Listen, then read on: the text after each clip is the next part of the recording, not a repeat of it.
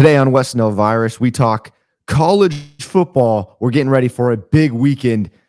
We recap the Thursday night football game, Chiefs Broncos, and we talk a little bit of MLB playoffs. Welcome to West Nile Virus.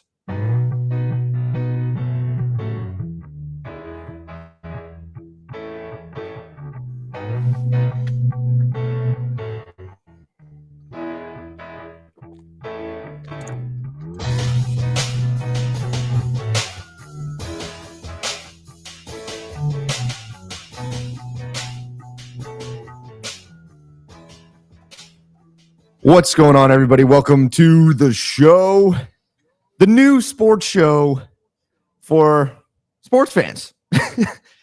My name is Caleb Nail. Joining me is a guy from across the nation on the East Coast who's going to bring a different perspective to all of us because they say it just means more over there. I don't know if that's true or not. I think it's a whole load of crap. But you know what? We love you anyways. Josiah, thanks for joining us, man. What's up? I mean, hey, look, Tennessee's ranked and they've lost 2 games, so exactly. That's what I'm saying. Means more, baby.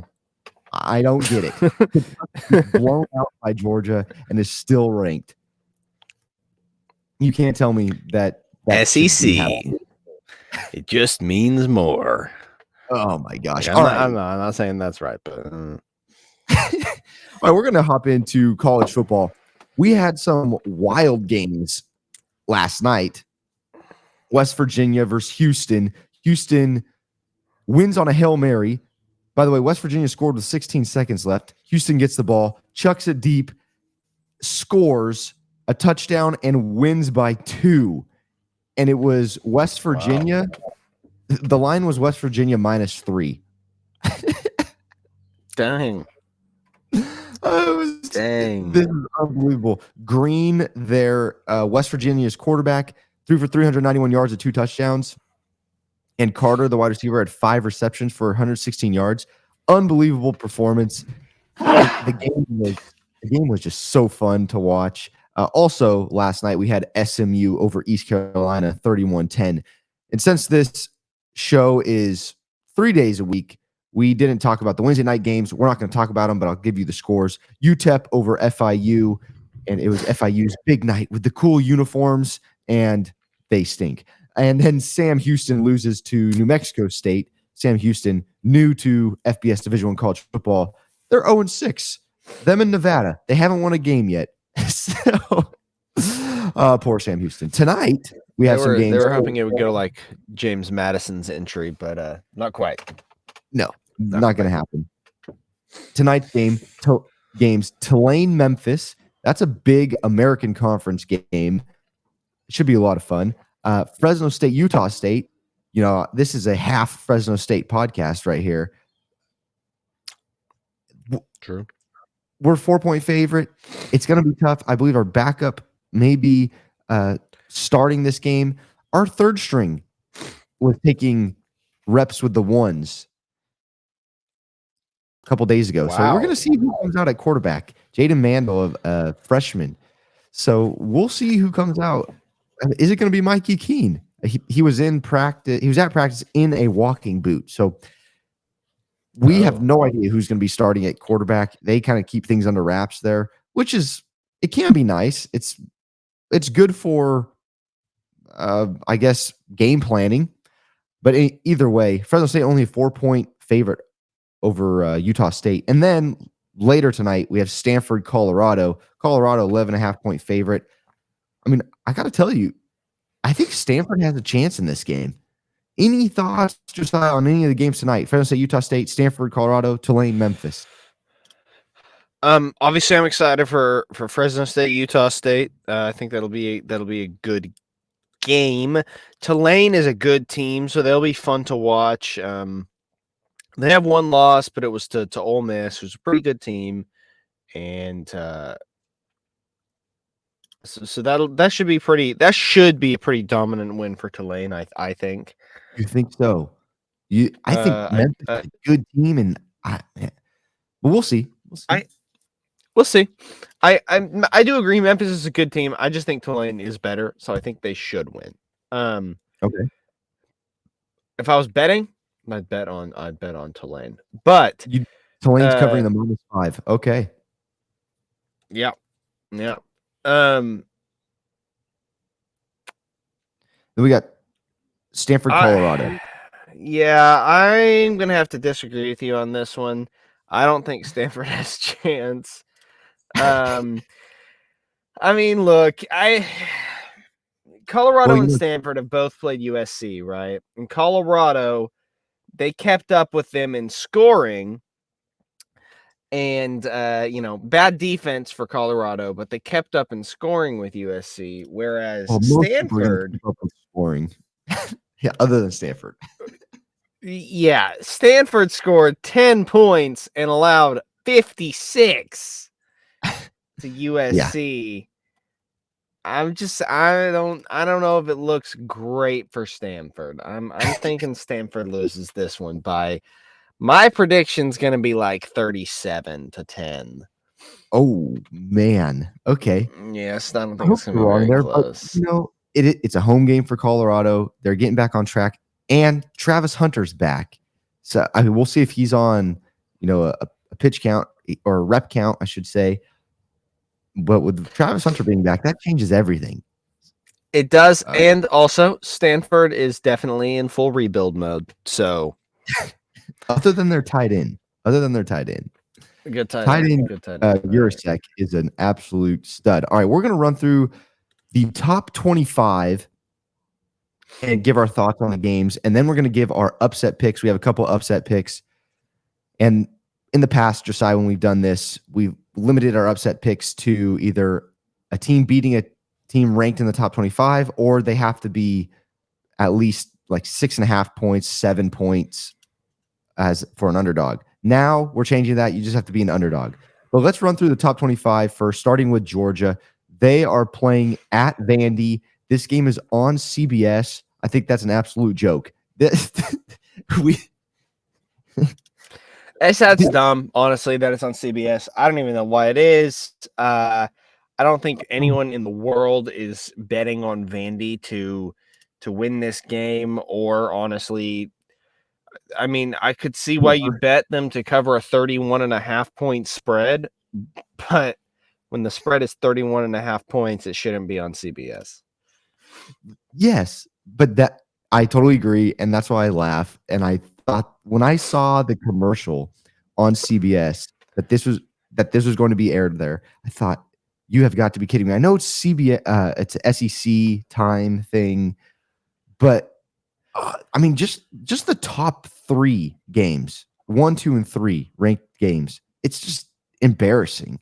Michigan. Then again, I don't know what other games they'd play on CBS at the time. Like, I'm looking, and the only other one I'd rather see on CBS or Fox would be James Madison, Georgia Southern.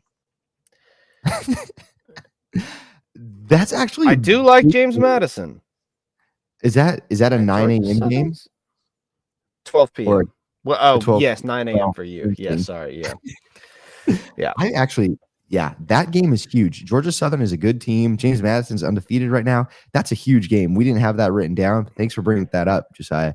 That's a really big game, and JMU is favored in that game. Watch out for Georgia Southern. Good football team. The other 9 a.m. game for me, noon kickoff for everybody else, Michigan, Indiana at Michigan on Fox. Big noon kickoff game. This once again, Michigan's gonna roll them. They're 33-point favorites. They're 33-point favorite, and the over-under is 45.5. So just think about it for a second. Goodness gracious. Then we have Ohio State, Purdue. That's at Purdue. That's on Peacock. I know a lot of these games are moving over to Peacock and streaming services, which it's just going to be a cycle. It's going to move back to everything's going to move to streaming services. Then they're not going to make enough money because no one's going to buy the streaming services, all the different ones. It's going to move back to cable, and it's going to be a cycle. Ohio State is a 19-point favorite over Purdue. I thought it would be bigger. Hudson Card hasn't performed, I'd say, extremely well at Purdue. They're 2-4 overall. I think Ohio State rolls them. I'm taking Ohio State -19. What do you think? Yeah, I don't think I'd say pretty close to that. I actually believe Ohio State will cover the spread. Purdue's not a good team this year. They've been okay in the past. They're not this year.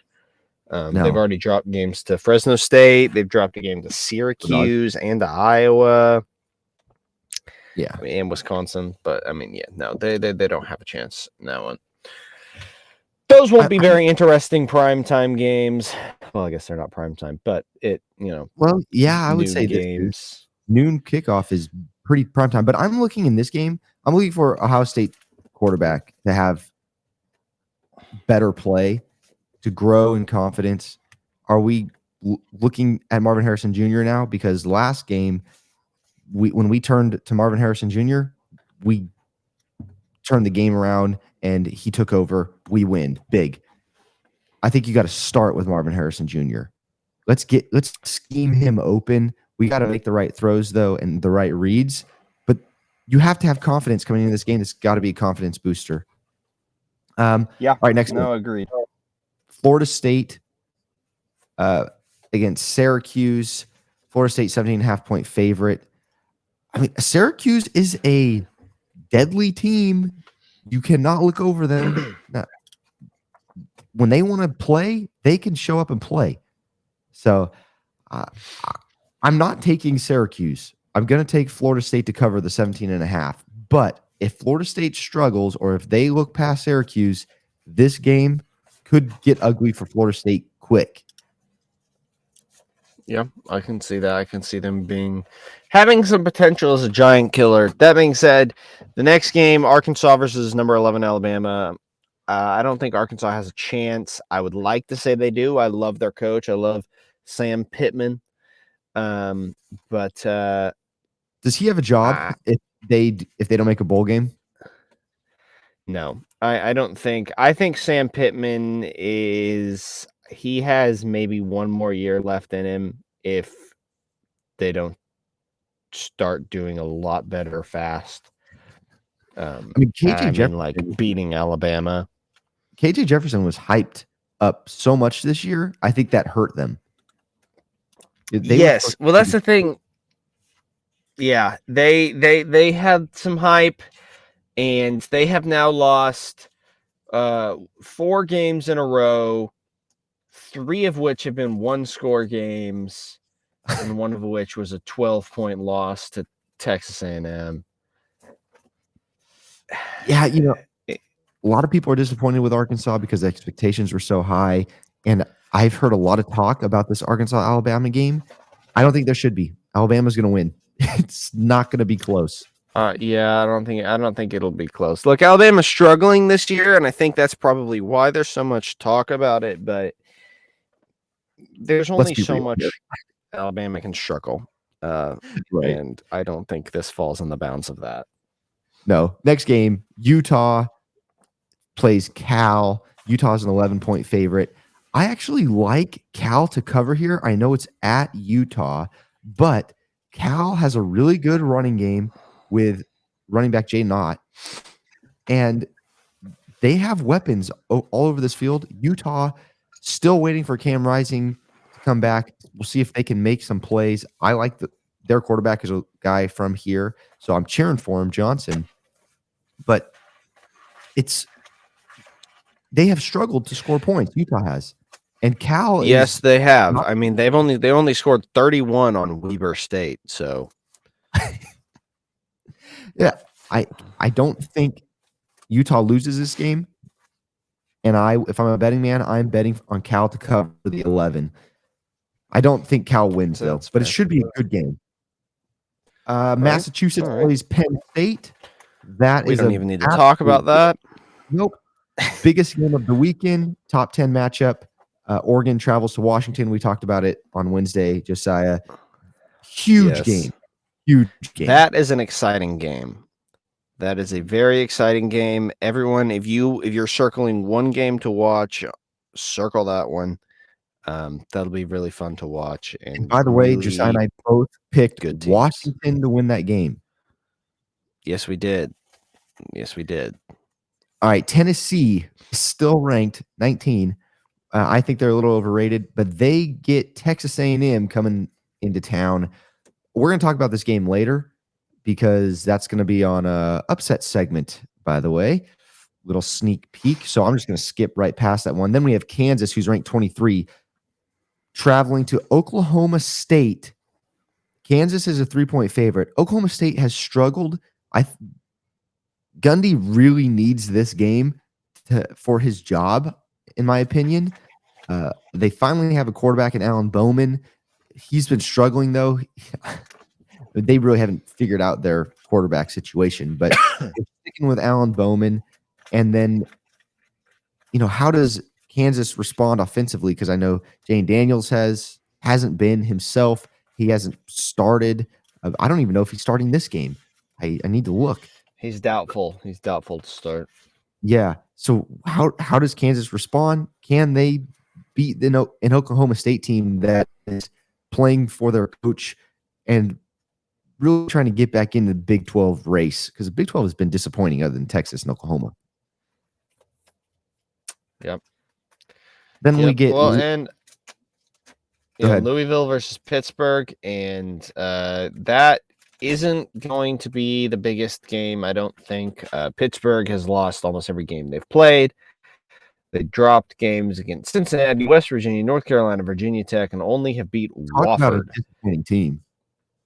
Yeah, Pittsburgh has certainly been disappointing this year. I think Louisville probably covers the 7.5 point spread. I could see them winning by 2 touchdowns or more. Louisville's not a bad team. They beat Notre Dame last week. Huge. I don't know if everyone remembers that. It's a pretty big win. But Louisville over Pittsburgh. I'm taking the spread for sure. Talk about another team that's been disappointing. Pittsburgh for sure. By the way, I think Louisville avoids Florida State and North Carolina. I think. I could be wrong about that, but I think they avoid them. They could go undefeated and make the ACC championship. All right, then we move on to the Pac-12. Washington State, 19, gets Arizona coming into town. That's scary because Arizona is a good team. Washington State, 7.5 point favorite. I think I'm taking Arizona to cover there. Cam Ward, an absolute freak. So I think Washington State wins, but man, that's a good game. Sneaky game that I think a lot of people should tune into. Josiah, we got a big game in the SEC. LSU at 22 has Auburn coming to town. Tell me about this game because I feel like both of these teams are a little overrated. I feel so many people talking about them that they could make some noise, and LSU has a chance to upset Alabama. I don't see it. There's good players on LSU. I don't see it, though. What do you think about this LSU-Auburn game? I'll be honest with you. Auburn, I don't think they're a very good team. They kept it close against Georgia, but Georgia has a habit of keeping things close with teams they shouldn't. I don't think that this should be that big of a game. LSU should beat Auburn. I could see them losing. But either way, I don't think either of these teams are going to make big news this year. Could LSU beat Alabama? Yes. Alabama's having a bad year. LSU could get the game against them. They barely lost to Ole Miss, and they lost by 20 to Florida State. Not great on that one, but barely losing to Ole Miss is pretty good. I mean, it was a 1-score game against Ole Miss, keeping it close, and they could do that with Alabama for sure. They could maybe win. But other than that, LSU isn't going to do anything this year, I don't think. No, their defense is so bad. So bad. And same with Auburn. They are not very good this year. So are we taking the over 60.5 here? Yeah. Yeah. I'm good with that. All right. USC travels to Notre Dame, Indiana to take on Notre Dame. That'll be a fun game. I think USC gets exposed in this game. A lot of people really love Caleb Williams and this offense. their defense is so bad. Sam Hartman and their running game, actually, Notre Dame running game, I forget, Estime, they're going to expose the USC defense, and I think they score like 50-some points and go absolutely crazy. And all Notre Dame has to do is get 1 or 2 stops, and they win this game. Notre Dame -3. I'm taking Notre Dame -3. Easy. I'll be honest with you. USC, they are Notre Dame. Actually, this is one of my upset picks. So, little spoiler there. But I'm saying that Notre Dame is going to beat USC. They're ranked 21st. USC is ranked 10th. Right. But but currently Notre Dame is favored to win in terms of the spread because bettors like Notre Dame more. And when you look at USC's games, it makes sense. Look at who they played. They played Nevada and Stanford, who are having terrible years, both of them. Awful years. They destroyed those two teams, as they should have, as anyone who has a good football team this year should have. San Jose State, they beat by 30 almost. That's pretty good. Arizona State, they beat by 14. Closer. Colorado, 1-score game. Arizona, 2-point game. Yep. A team with a mildly good offense is going to hang 40 points or more on this USC defense. If there's any offensive miscues, mistakes, anything, USC easily loses this game. Yep. Because they have to score almost every single time they have the ball because the other team is going to score almost every single time they have the ball. Yep. And the mistakes don't have to come from Caleb Williams because we've seen Caleb Williams play extremely well against Arizona, make insane throws, and his wide receivers drop the ball. They put it right in their bread basket. So just small mistakes like that, and all of a sudden, Notre Dame, two touchdown win. It's bad. The USC defense and their DC Grinch. What a terrible. You should change that last name first off. He's probably really. He's got what is it? His heart is 2 sizes too small because he's coaching this. Maybe it's just because he doesn't like defense. I don't know. Well, this is bad. I think. Yeah, Lincoln Riley. He's an offensive coach, and that's how that works. And he I guess hasn't got a good enough DC. I don't know. As a head coach, as a boss, as a business owner, I think I look at running a college football team or coaching as running a small business, right? Small family business. You should know everything that's going on. Year after year after year after year in Oklahoma and at USC, his defenses are trash. Are you not learning from this?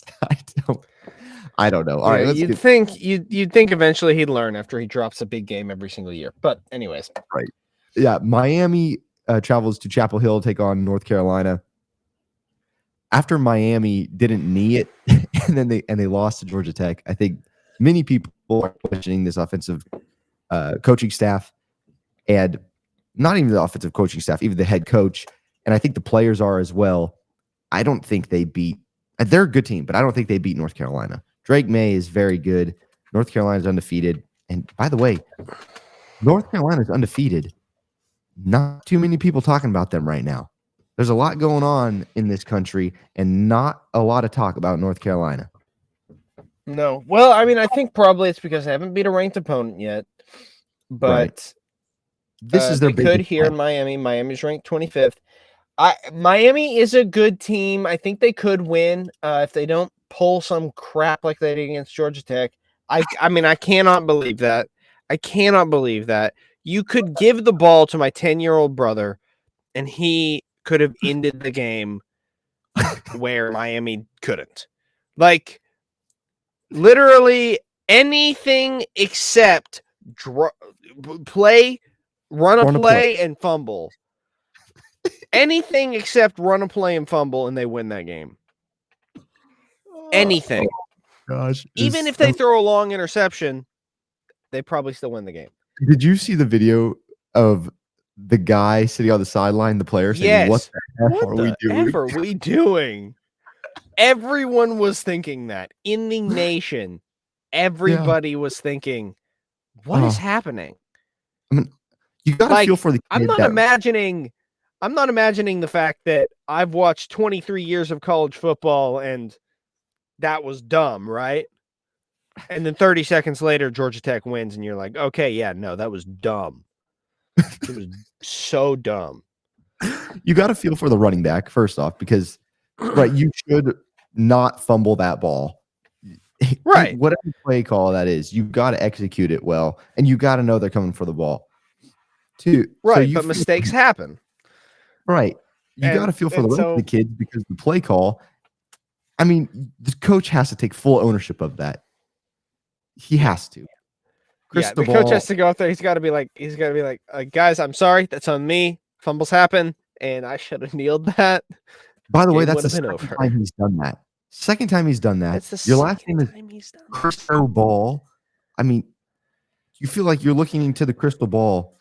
You're winning a game. You take a knee. He's not looking into any crystal ball. Nothing. No. That's a rough. Wrong crystal ball. Crystal ball. All right. Missouri plays Kentucky. Kentucky's ranked 24th after getting blasted by Georgia. We're going to talk about this game later, so I'm going to keep moving on. Then we have UCLA, ranked number 18, traveling to Corvallis to play Oregon State. Another top 25 matchup. Huge game. Oregon State favored by 3.5. Two very solid defensive teams. Very tough teams, like balanced grit. It's all there. This is going to be the over-under is 54. I would take the under here. But I think Oregon State's offense is just a little bit better with the experience of DJ Uiagalelei and their two running backs, Martinez, and I forget their other guy, but he's a stud. And then their wide receiver, Bolden. He's freaky fast. He's going to make a difference on special teams. I just see Oregon State winning by 4 points. I'm going to take Oregon State minus 3.5, but this is going to be a fun game. What do you think, Josiah? I'm going to take UCLA to cover the spread, but Oregon State to win the game. I think it's going to be a 3-point game or less, and Oregon State's going to win. I like it. Fun game. And then last but not least, Duke gets NC State coming to town. Duke is a 3-point favorite. I got to say, Riley Leonard is an absolute freak, man. He's so good. He leads the team in rushing and path. He's our quarterback. He's very good. However, this could be a trap game for Duke. NC State has Brennan Armstrong, their QB, not performing at a high quality right now, but he is a threat on the ground, and when he's playing well, he's very fun to watch. And then they have freshman receiver Conception, and I mean he's a threat whenever he touches the ball. If Duke doesn't show up this game, I believe they do, but if they have a couple mistakes, kind of like USC, this could go in the wrong direction real fast for Duke. So I guess the question is, do you trust Riley Leonard enough to make the correct plays and keep NC State defense on their heels? Is NC State defense good enough? I don't think so. Duke wins this game. I'm good with that pick. I think it could go either way. So I struggle. I'm struggling with this one, but I think NC State's a good team. I think Duke's a good team. I think it could go either way. I'll pick Duke to cover on this one. Okay. All right, let's get to our upset picks. My upset picks are Kansas State over Texas Tech. Kansas State, well, I should start with this. Texas Tech has been a disappointing team this year. And Kansas State is, I know a lot of people are down on them. They're having a down year based off of last year because they won the Big 12, but they still have a good quarterback in Howard. I mean, I just don't see them losing. And by the way, this is to win the game. I think Kansas State wins. They're only a 1.5 point dog. But Will Howard is a very good quarterback. Shuck is good at Texas Tech, but I don't see Texas Tech winning this game. Kansas State is a tougher team. I believe they have a better defense. I believe they have a better offense. I think they win this game. What All is right. that crazy? I don't think that's crazy at all. I can see that being the case. I think that's a good pick. I think that's a very good pick. My first one is one I mentioned already, Notre Dame over USC. Hmm. I think they will win, and I also don't like Lincoln Riley because the way he did the boys at Oklahoma. So I don't blame you. And that qualifies everyone. Notre Dame is a 3-point favorite on the betting line. However, Notre Dame's ranked they're below lower USC than in the poll. And so that qualifies. I am going to be taking BYU over TCU.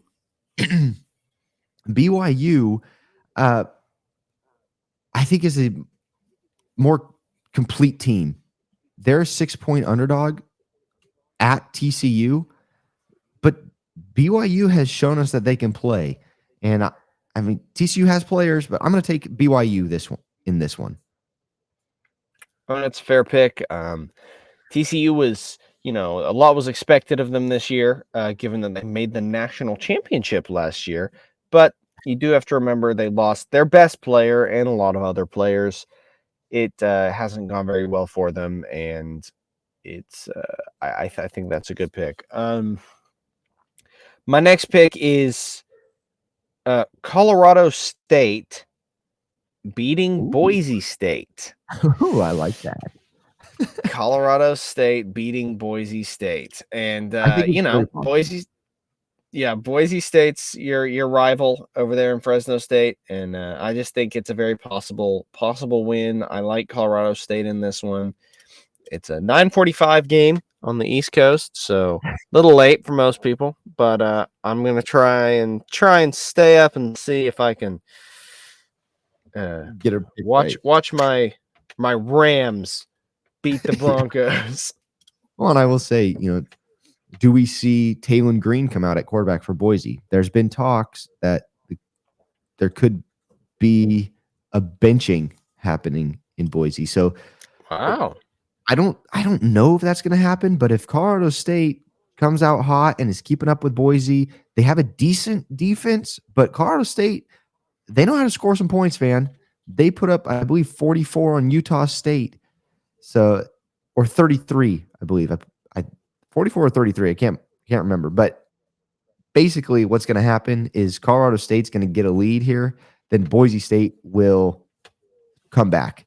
They'll score like 20. They'll score 20 unanswered and end up beating Colorado State. So I wouldn't stay up for it. That's fair. I have two more picks.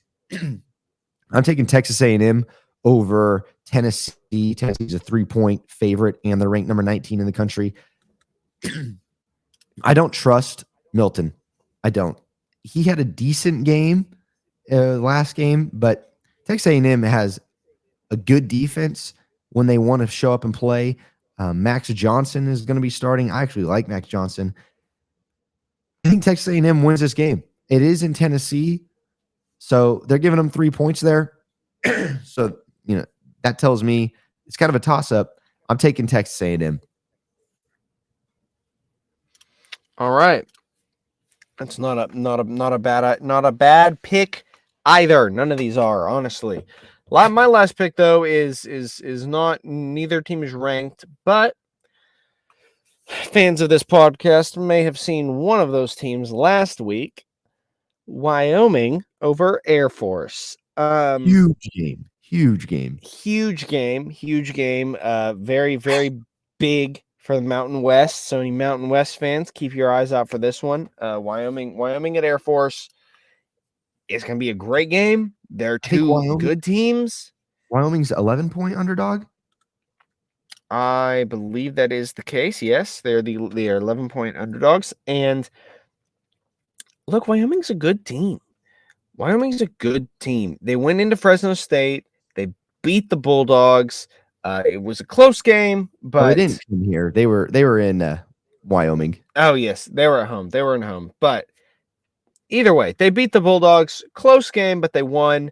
21-point loss to Texas is their one loss, which Texas is a very, very good team. They were tied at the end of the third quarter, 10-10. So Wyoming defensively, Yeah, they're studs. Their front seven, they're beasts. And what does Air Force do? They run the triple option. I don't think it's going to go well for Air Force up front. That's what they're going to run the ball. And if they can't run the ball against a really strong Wyoming front, they're in trouble. So I really like that pick. agreed. I mean, that Air Force defense is very good. But if you watch Wyoming play, their offensive line and their running back, Whaley, very good. Or Fresno State just made them look all pro. So we're going to find out. I think it's going to be a great game. My last pick is Missouri over Kentucky. Kentucky's a 2.5-point favorite. They're ranked 24. Kentucky just got beat up by Georgia, and now they have to go play a 5-1 Missouri team and a Brady Cook, who I really like. I mean, he protects the ball. He's got the arm. He's very accurate. I know Kentucky does well running the ball with Davis, and they're going to milk clock. But can they keep up with a Missouri offense that is so fun to watch? And Burden, that wide receiver in Mizzou, man, he's good. I just don't see how Missouri loses this game. It is away in Kentucky, and you have a smash mouth run game in Kentucky. So I think that's the only way they do if their defense can't keep up with them, and that's the struggle is Missouri's defense. So I think it's a really fun game. 2.5. I guess I'm taking Missouri to win this game. So let's go. Come on, Missouri. I don't know. What did you see from Missouri? What did you see from Kentucky against Georgia where Missouri can take advantage of them? Kentucky against Georgia, they just struggled to get anything going offensively. So if Missouri can keep this to be at least a low-scoring game, if not, just completely stopping Kentucky's offense. And look, Georgia has a good defense. We haven't done well up to this point in the year, but Georgia does have a good defense. So maybe Kentucky's offense is better than it looked. That is the only game I've seen from Kentucky this year. But there was only one other game they played worth watching. So, yeah, agree. It's over. Yeah, they're not going to be able to get much going. So I want to trust Devin Leary to make a play, but he's been injured. So last year I didn't see it. This year in Kentucky, I've seen, I think, one game from Devin Leary at Kentucky this year where I say, okay, yeah, this guy can play. But if they can't set up the run, because I believe that they're setting up the run and then they can run play action, do things like that and help Devin Leary out. So if they have to throw, they're put in that position. Can Devin Leary do it? I don't know. And Brady Cook can. So he's got athletes on outside that are unbelievable. So I think Missouri beats Kentucky. All right. That's going to do it for college football. We spend a lot of time on college football, but we have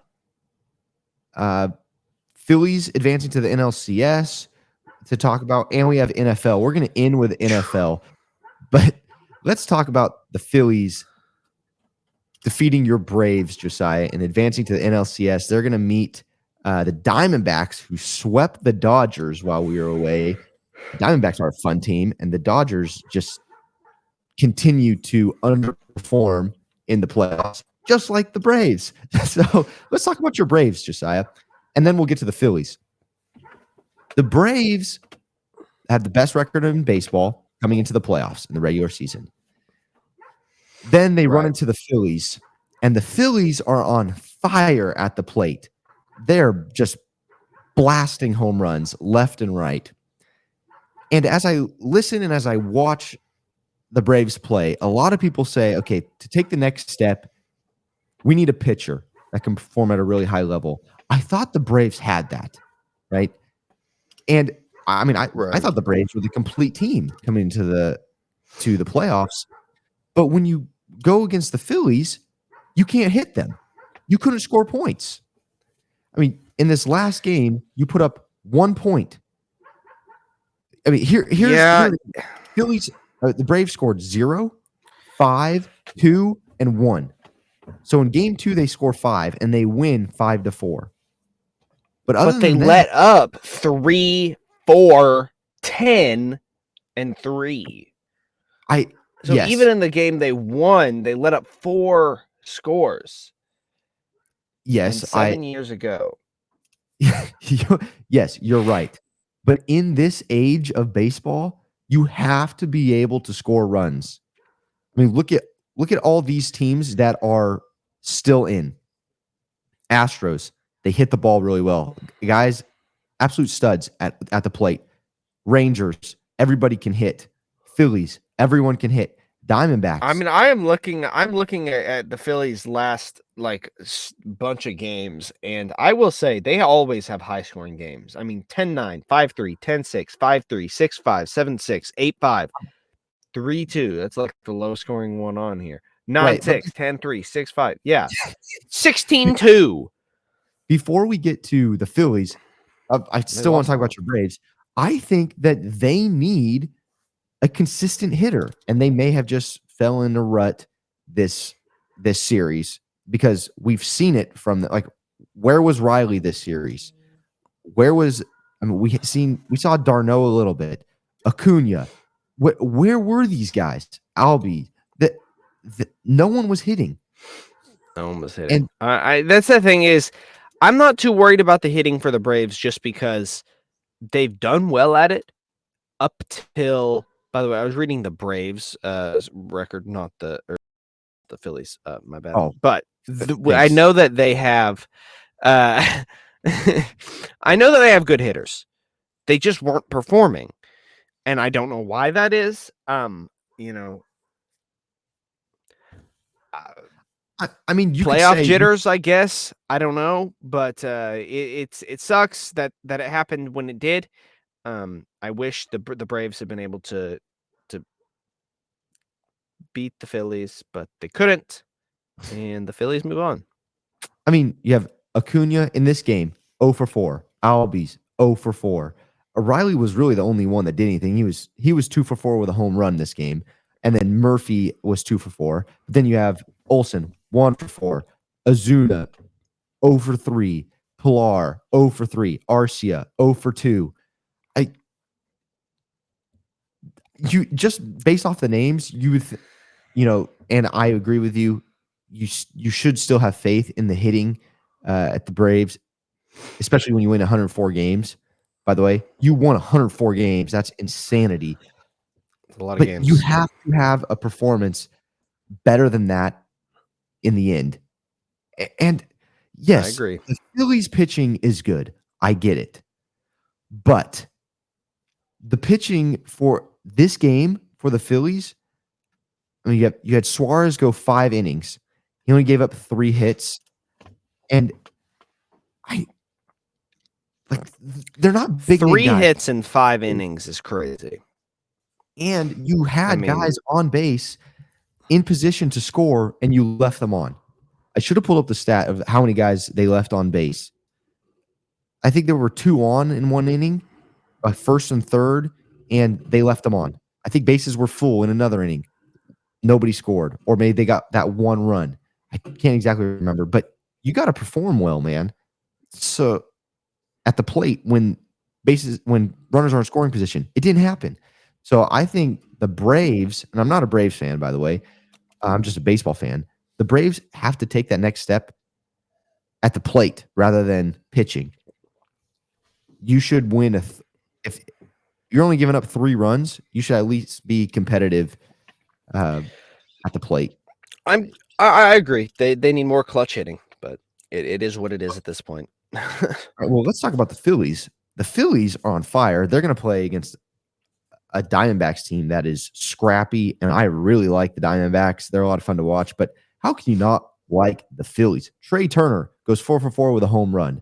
Bryce Harper, the dude is terrifying whenever he gets up to the plate. He went 1 for 2, but he's terrifying. Nick Castellanos, or as I saw on the sign, Blastianos. It was a stretch, but he is the first person in playoff history to have back-to-back multi-home run games. He hit 2 homers. He went 3 for 3 with 2 homers. The guy is so good. Brandon Marsh, 2 for 4. Now you have and they did that with JT Realmuto, Kyle Schwarber, Bohm, Stott, and Rojas all going 0 for 4 or 0 for 3. This is what I mean. But you have guys get on base. Well, they just hit 3 home runs, but it's technically guys getting on base. That's all it took. 3 home runs, and they win the game. The Phillies, that's all they do is hit home runs. And I think they're going to struggle a little bit more against the Diamondbacks. But, man, this Philly team is fun to watch. I will say that. Any thoughts on the Phillies, or do you just forget about this one? I'll just forget about this one. I'm go Phillies, I guess. Go win it all. Oh man! All right, by the way, I should bring up. I don't know if you saw the interview with Nick Castellanos at the end of the game, Josiah, but it was kind of awkward. You could tell Nick just wanted to be celebrating with his teammates. He didn't want to be there on camera. I don't think he wants any part of camera or. I'm just here so I don't get fined. It was kind of like that. It started out, the guy didn't ask him a question, and he said, "What's the question?" So if you guys saw it was pretty funny. All right, let's move on to Thursday night football. A couple things happened in Thursday night football. Chiefs beat the Broncos 19-8. If you listened to our last episode, Josiah and I went in on Russell Wilson. Rightfully so. I'd just like to say, by the way, that I had a relatively accurate prediction of Russell Wilson's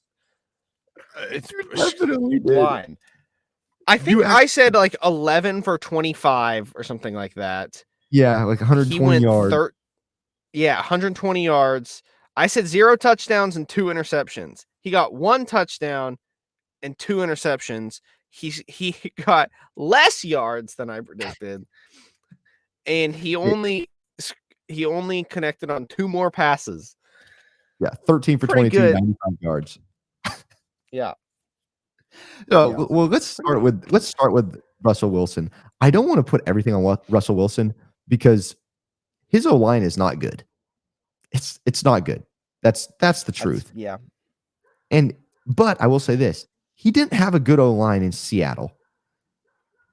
And he still performed at a higher level than he is right now. Yes, he had DK Metcalf, Tyler Lockett. But I mean, he's Cortland Sutton and Jerry Jeudy, and we're going to talk about Jerry Jeudy in a second. I'm sure you all know what happened. And Cortland Sutton made a good touchdown catch. But Russell Wilson going 13 for 22 for only 95 yards, you're not going to beat the Chiefs. Now. No. But now, we do need to ask the question, though, what is wrong with the Chiefs? I feel like this happens every year, and we talk about this every year. It was like the Patriots when Brady was there. But over the past 2 games, Chiefs have not looked themselves. They won 27-20 over the Vikings. They only put up 19 on the Broncos. There's something going on here, and I know what it is. There's a distraction. It's Travis Kelce's girlfriend. But Patrick Mahomes went 30 for 40. 306 yards, a touchdown, and an interception. He threw 40 passes, over 300 yards, and they only scored 19 points. That's surprising. Something's going on here. I mean, Broncos defense, okay, we'll give it, they're okay. But the Chiefs offense and Patrick Mahomes, you got to I think they got to figure something out. I'm Travis Kelce, 9 receptions for 124 yards. Yeah, great. But we've come to expect that from Travis Kelce. So now Yeah. that tells me, like, where is Patrick Mahomes going with? Where's he looking? Does he have other weapons? I mean, Rashee Rice had 72 yards. He's a rookie. He was number 2 in yards. Isaiah Pacheco is your running back. He actually was second on the team in receptions with 6. So you got to get points. They weren't getting points. So they got to score touchdowns. They kicked 4 field goals. They only had 1 touchdown. The Chiefs only scored 1 touchdown. So that's really surprising. Yeah, their offense needs to finish in the red zone, but I don't know. I don't think they have a huge problem yet, but I can see where you're coming from for sure. It is a weird thing for them to only score 1 touchdown against a bad team like this. right. The last thing on this game that I will bring up is Travis Kelce's girlfriend. I refuse to say her name because, anyway. Oh, who are you talking about? T-Swizz? Yeah. Talking about Yeah, Travis Kelce's girlfriend is the only person they show, and the mainstream sports media has her plastered everywhere next to Mama Kelce, embracing Brittany Mahomes. Guys, I do not care. I don't care. I want to watch football. The thing is, I understand why they're doing it. I don't like it. It's annoying. It's just annoying. Do you show everyone else's good? Do you cut away from other players? Like, they cut away from Isaiah Pacheco's celebration to show Taylor Swift celebrating. Travis Kelce's girlfriend. Yeah, Travis Kelce's girlfriend. The singer who doesn't have as many Grammys as Kanye. Beyonce or whatever. I don't know. Yeah. Kanye made her career. Wasn't that the thing? That was no, but look, credit to her music or whatever. I don't care. Football isn't her thing. We don't care about her in the football world. I know why they're doing it. It's because Taylor Swift caring about the Kansas City Chiefs has made a whole bunch of people who don't care about football like the Chiefs just because Taylor Swift is dating one of their players. And so they want to show her as much as they can. She's Travis Kelce's girlfriend. Yes, Travis Kelce's girlfriend. They keep showing her because people are a fan of her. And so they want those people to stay interested in the football for as long as they can, make a little more money. I know, Josiah. But I don't care. I don't care. I'm saying it's dumb. It's dumb and it's annoying, and I wish it would stop, but it's the way it is. I hate it, but it is. By the way, and this is just the honest truth, when Mr. Pfizer, he's doing ads for Pfizer now. He's doing ads for DirecTV. Yes, he did it before, but they're all over. By the way, Pfizer is not good. I mean, they're going broke. Nobody wants to take their vaccine anymore. Everyone's moving on from cable. Travis Kelce needs to keep up with the times here. Why are you doing those companies commercials? Then you're dating a girl that weirdos like. She ditched country. She was only good. Her only good album was the country album. I don't care. Fight me. Don't fight me. I don't want to fight. I'll lose. But I mean, come on, Kelce. Keep up with the times, man. Oh gosh. Anyways, let's move on to a more fun topic. That is Steve Smith Sr. talking about Jerry Jeudy. I guess I should update the ticker down below if you're on YouTube. Steve Smith. Well, I'll just show you. Let's play it. Hopefully you can hear the audio. A short while ago, Broncos wide receiver Jerry Jeudy was walking by, and Steve called out to him, and he got a different reaction. I called out to him because on my podcast, Cut to It, I just talked about guys that have not shown up in a way or in a manner. And so the word that I've used to describe him in the past was a jag, just a guy. And so when I saw him, he's playing well. I wanted to say to him face to face, like, hey, I know I said some things in the past I probably shouldn't have, and I'm sorry. That's what I wanted to say to him.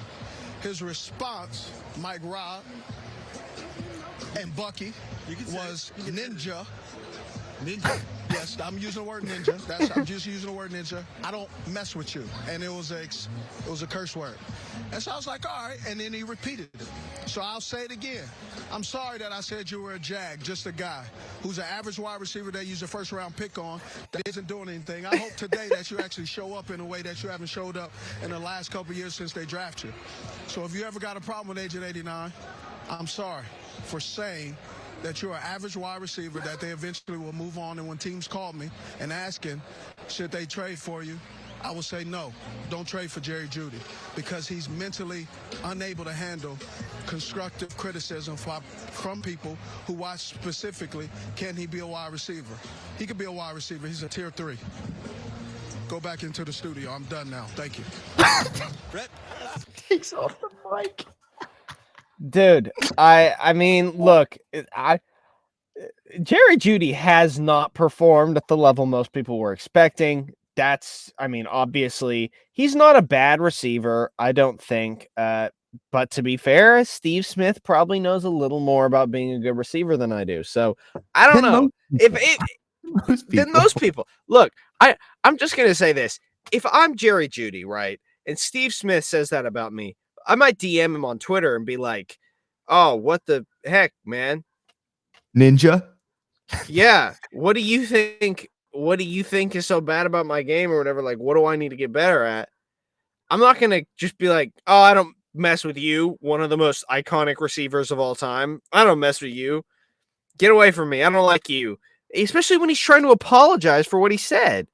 And what he said, like, it wasn't an insult. He just said he's a regular guy. He's not a great wide receiver. He's not a bad wide receiver. He's just a regular guy. That's all he said. A jag, just a guy. Yeah, that's all he said. And he was apologizing for it. Okay, here's my thing. I absolutely love what Steve Smith did there. He had every right to do it. First off, he called him a ninja. Like, some people say, like, okay, that's part of the speech and things like that. No. He called him that twice and said, I don't mess with you. There's 2 insults in one. And you could see how Steve Smith reacted. He insulted him. And people can say, okay, well, Steve Smith insulted him earlier. No. He wasn't insult. It's not an insult. Steve Smith is a Hall of Fame wide receiver. If anybody wants to get criticized but on their job or something, I pray that it's a Hall of Famer in whatever you do so that you can learn from it. Right? You have to take that criticism. Don't throw it away. Learn from it. On Beware of Bulldogs, we talk to Fresno State athletes. And I've talked to multiple athletes on the football team about criticism when we were bad, right? And they understood why.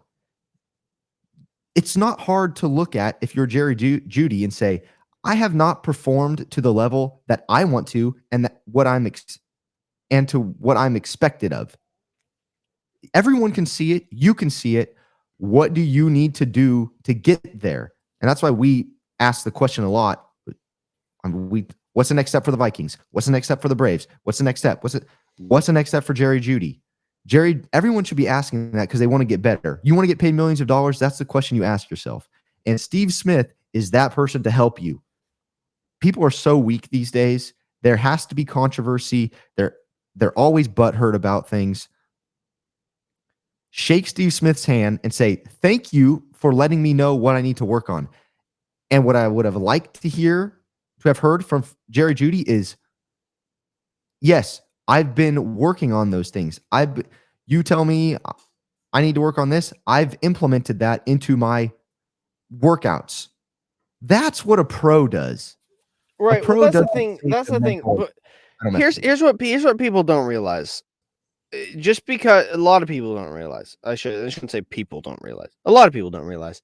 I don't think the difference between a pro and a Hall of Famer, and the difference between a regular guy and a pro, it's that there's one thing. It's work. It's hard Right. work. Do you know how many? If you ever, you ever heard a guy go, "Oh, I could have played in the pros if I'd worked harder." Yeah. It's like, Tons of people. yeah, maybe you could have. It's a lot of those people. Maybe they could have, but the thing is, they didn't work harder. What separates them isn't. Yeah, there needs to be some natural ability. In some people are so naturally gifted that if you put in some work into the mix, I'm thinking like Shaq, like you put in some work, oh, you're destined for greatness because you're so naturally gifted. But most pros, even most like all pros, like Hall of Famers, Tom Brady, Julian Edelman,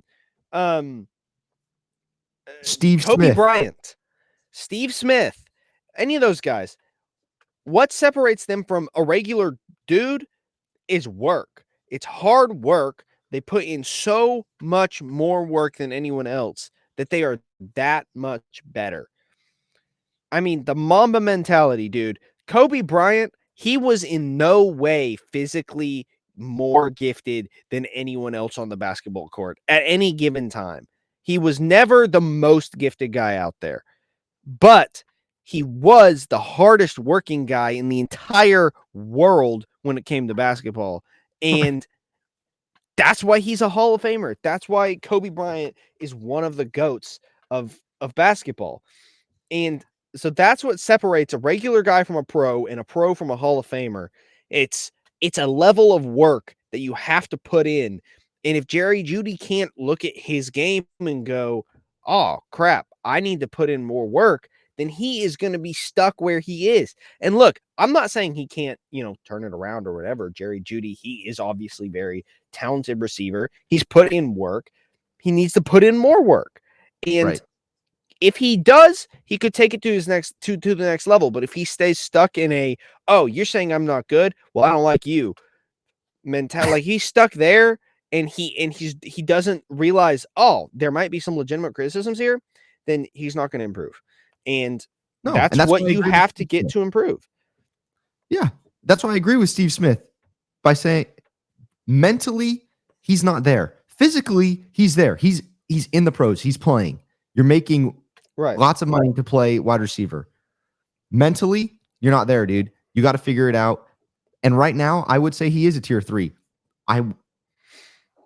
Everything I say, I reserve the right to change my mind, and I will admit I'm wrong when Jerry Jeudy takes everything to heart, because I do believe he's young. He's figuring it out. He will sit down, especially after this loss or after this season. He's going to sit down, look in the mirror and say, okay, either I need to be traded and Steve Smith's not going to vouch for me now because of this. Or I need to go to the Broncos and GM or whoever it is, head coach, and say, okay, what do I need to do to get better? Call Steve Smith, apologize, and figure out how to get better. Or say, look, Russ is not the guy. You can't always blame it on somebody else, but I believe Jerry Jeudy has the right to go and say, look, Russ is not getting me the ball. He's not, or we need a new O-line. We need to upgrade there. He should do one of those things to either act like a leader or prove to everyone that he's stepping up and becoming an adult, a mature, mentally strong adult. Because, gosh, he's tier 3. Right now, he's just a guy. And when I say just a guy, like in the pros, right? So he does more work than most football players to get there. And his route running proves it. He's a very good route runner, and his footwork is very good. But no one's talking about Jerry Jeudy other than when he says something to Steve Smith, and Steve Smith goes on national television and tells everyone. I thought it was hilarious. I actually agree with Steve Smith here. Jerry Jeudy needs to step up and learn from this. We will see. I agree. Now, I will say I've got two more talking points, one of which is very short, and no one probably that's listening is going to care about it. But Croatia's national team played Oh, yeah. Turkey's national team yesterday. They lost 1-0. Was super sad that they lost, but it doesn't matter. It was a UEFA Nations League.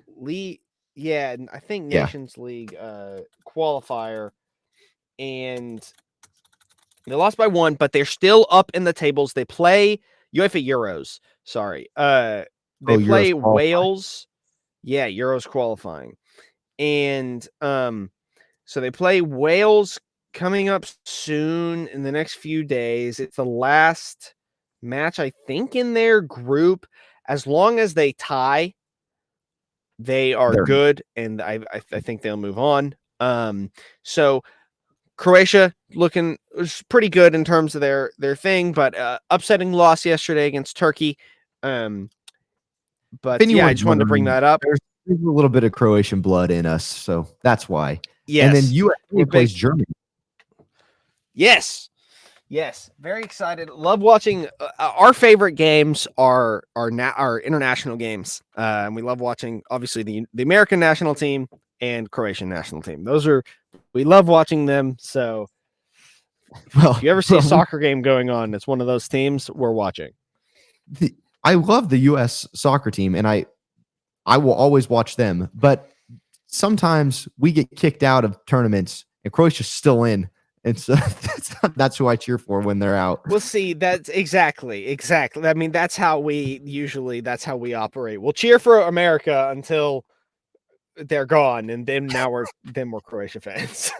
I will say I liked Weston McKennie coming out, USA national player, coming out and say, look, this is it's a friendly against Germany because we don't have Euros coming up or anything. We don't play in Euros, anything like that. So we're playing a friendly against Germany. And he says, look, we're not here to just have a friendly and get better a little. We are, but we're here to win.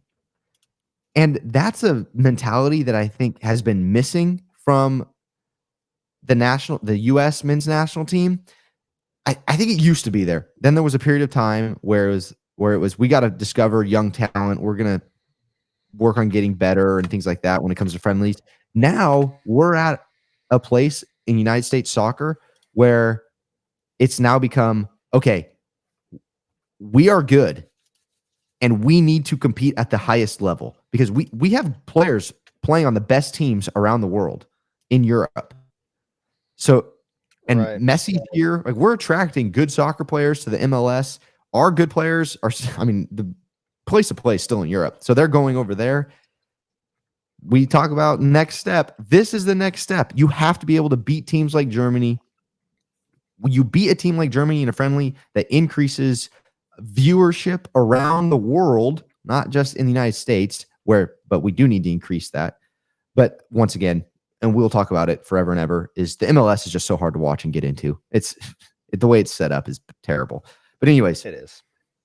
I appreciate Weston McKennie for saying that because now I'm interested in the game. I'm never interested in friendlies. Now I'm interested. Oh, they're going to show up to play. Okay. Well, now I might tune in. Yeah. No, it's I'm excited about the U.S. men's national team. The future's looking brighter.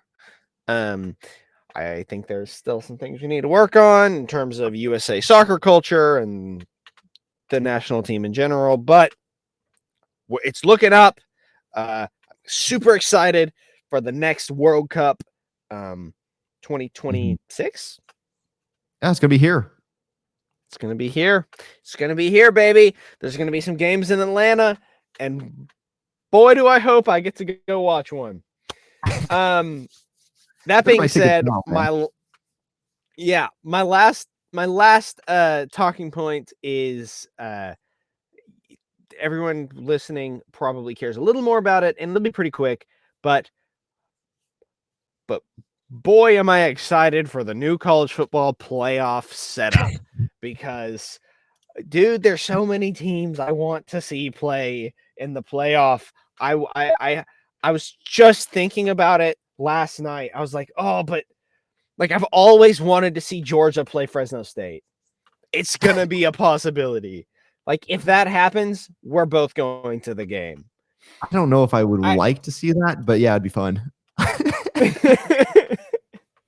Okay, well, sure. But hey, I've watched one Georgia v Fresno State thing one time ever.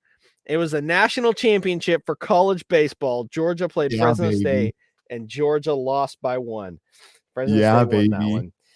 So 2008. we need a rematch in football in the national championship, which seems unlikely, but it would be cool. Look, I'm just saying, I would love to see Fresno State play Georgia. I would love to see a lot of these teams play each other. I'd like to see Tulane. I think there's a lot of scenarios in the playoffs. There's a ton of scenarios, exactly. And I just want to run through a couple. Okay, we always talk about this year after year. Like, it could be crazy, and then it's always the 4 best teams, and that's what we want. We want the 4 best teams, but if there's an opportunity for more teams to be involved, that's what I want, especially this year, because there's more parity than ever before. Let's just start in the ACC. Like I said earlier, Louisville doesn't play Florida State or North Carolina. They get Duke and Miami. But the rest of their schedule is Pitt, Duke, VTech, Virginia, Miami.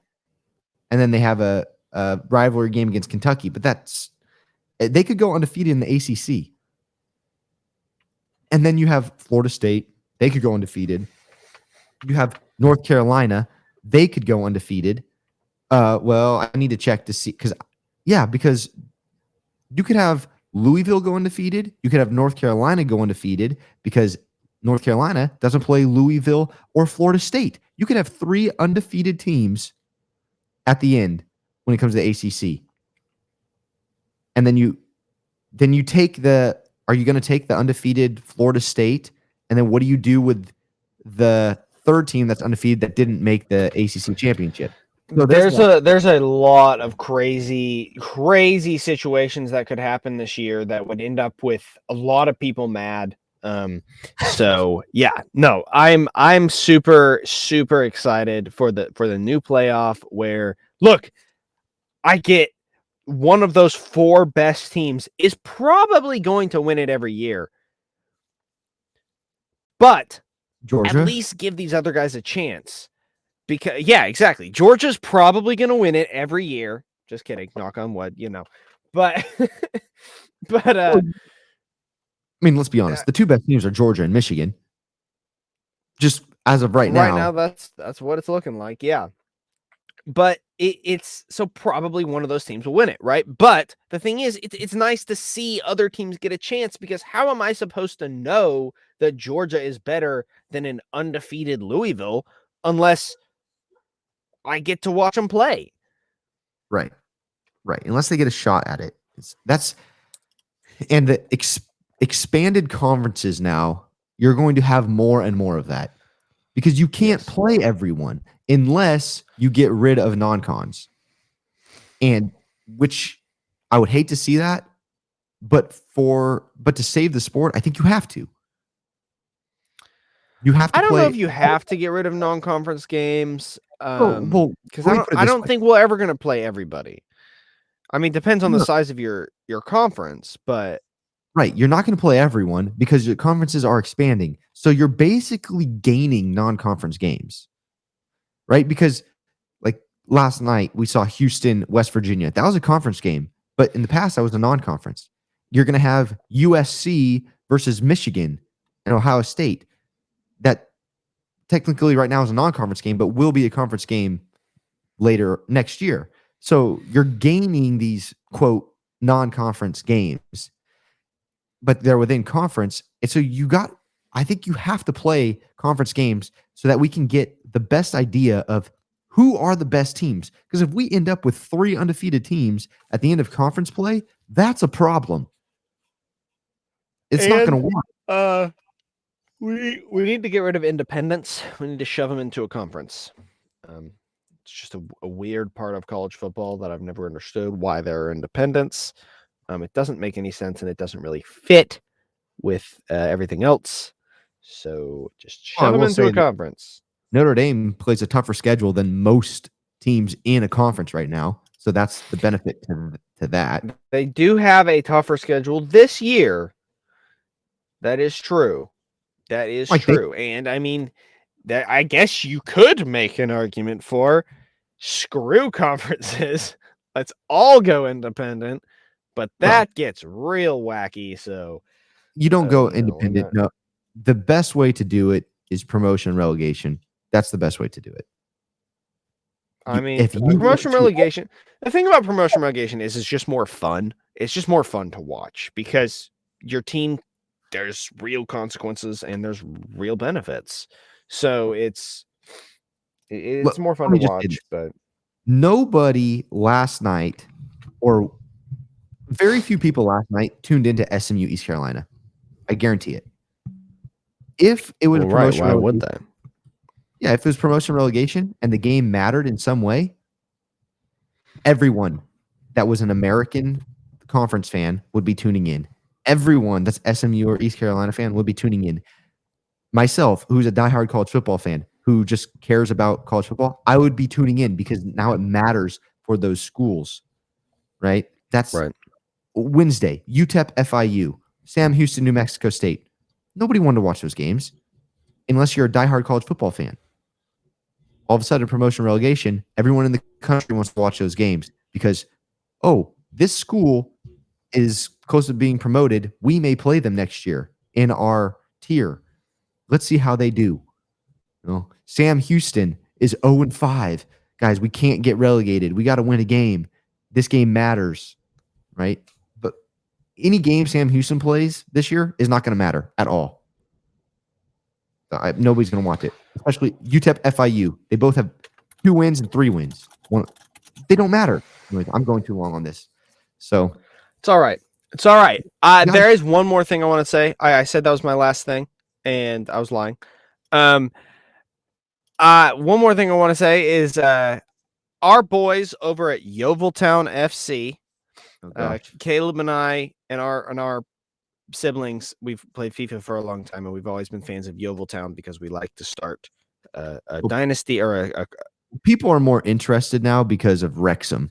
Thank you to Reynolds and Rob. Yes, exactly. And Yeoviltown was a League 2 team for a long time, so we always like to try and start with Yeovil and work our way into the Premier League and the Champions League. They were in the championship at one point. Second tier. Yeah, and they have now been demoted to the Nations League, which is below that. But in the Nations League North, which is not where they are, Tamworth is in first. In Nations League South, our boys at Yeovil are number 1 in the league table. Now, it's still early in the season, so they're played 11 out of 46 games. But they're number 1 right now, so Come on, baby. We may get to see Yeovil in FIFA next year. Well, I think they have to get to the Nations League. So they're in technically like the 5th or the 6th yeah, tier. you might be right. Yeah, it's bad. It's not National good. League But North South, yeah, then they have to get to the National League. Well, right, and I don't know. It's kind of confusing. But it's tough to get out of the National League. But I want to say this about Yeovil, just so that everyone that's still here understands this. Yeovil had an owner in the past, I think, purchased the team a couple of years ago for €1. I think he purchased the team for €1. I could be wrong. It was either 1 million euros, but I believe it was like €1. I know that happened to Swansea. It just destroyed the team. He destroyed them. And this is why they went. It was bad. They were already downhill, and then he purchased it for €1 and didn't care, and then sold it back to a Yeovil investor, someone from Yeovil, for like €2 million. What a profit he made if he actually did sell it for, buy it for €1. And now they're on their way back up. So unbelievable, and I think a lot of people are paying attention now because of what these Hollywood guys are doing with Wrexham, and we've seen like JJ Watt, Dude Perfect, other guys buy into Burnley, the Premier League club, named Burnley, and they're in ownership now. So a lot of people are jumping into that, and that just proves to everyone that how it is set up is so much more exciting than anything in the United States. You can have people buying teams, owning teams, and sharing ownership and building these businesses to move up and then they fall down. And where we're at now. Right. I mean, theoretically, you and I could invest in a team now. Right. And that's why we college need a couple sport, $100,000, but it won't happen right now. But that's why college sports is so intriguing to fans, is because we can invest in college sports. Like at Fresno State, the fans got together, built the stadium for Fresno State. Right, we're a state school. They use our taxes. Right, so we're technically in on the Fresno State athletic program. But when it comes to the pro leagues, it's not. You're not a part of anything. And that's why it's more player driven in the United States, where in England and Spain and Germany and things like that, people are bought in to the hometown teams, right? Because they were started in the hometown, by the hometown, and have worked their way up. If you haven't watched the Wrexham documentary, it's on Hulu. You got to watch it. Free ad. It's great, and you learn a lot about the system and how things work and how risky it is, and it is a lot of fun. I'm all about it. But anyways, I'm going to quit talking now. We've gone for a while now, but thanks for tuning in to West Nile Virus. Check us out on YouTube, and you can follow Josiah and I on Twitter. I'm at Caleb_GoDogs, and Josiah's Josiah_WNV. All right. Thank you guys. God bless, and we will talk to you later. Peace. Peace.